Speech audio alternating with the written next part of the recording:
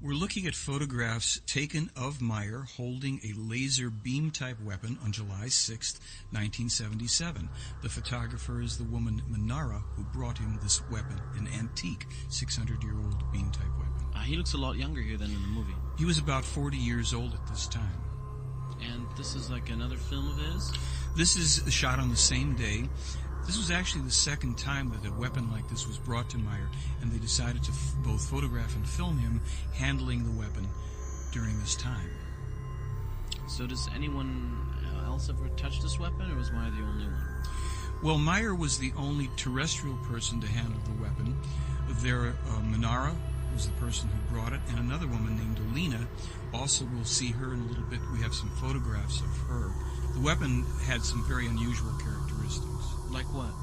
Well, the weapon was said to have a range of 37.2 kilometers, and it had a screen on it that Meier could look into and see up to that distance as if whatever he was looking at was close at hand.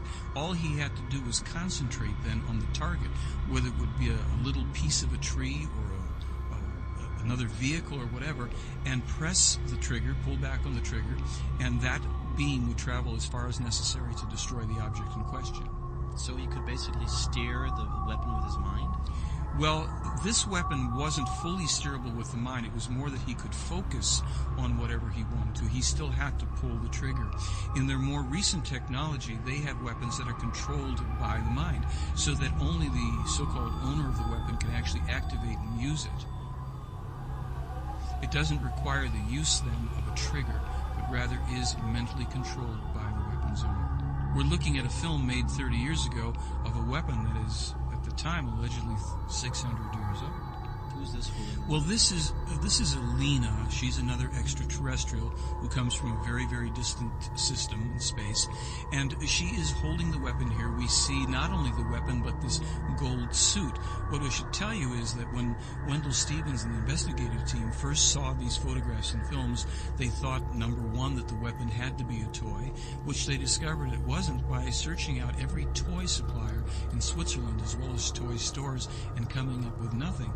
Likewise, they searched out through sporting goods stores and clothing manufacturers this type of an outfit, as well as simply looking for a fabric that would behave and appear as the apparent gold foil of Alina's outfit does. They couldn't find that either. And what is this? What's with this tree?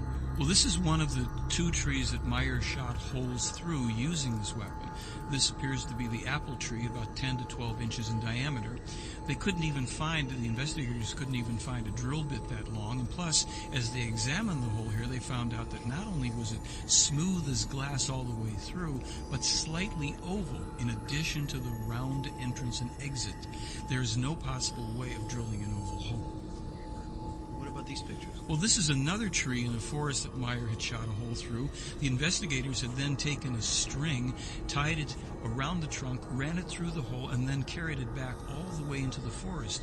They found that in a straight line from the entrance point of this hole, everything was singed or burned perfectly all the way through as far as they could walk it in the forest. But remarkably, there was no sap bubbling. There was simply clean through, immediate breaks in the branches and twigs where the beam had passed through. Ahora, David Vincent sabe que los invasores han llegado.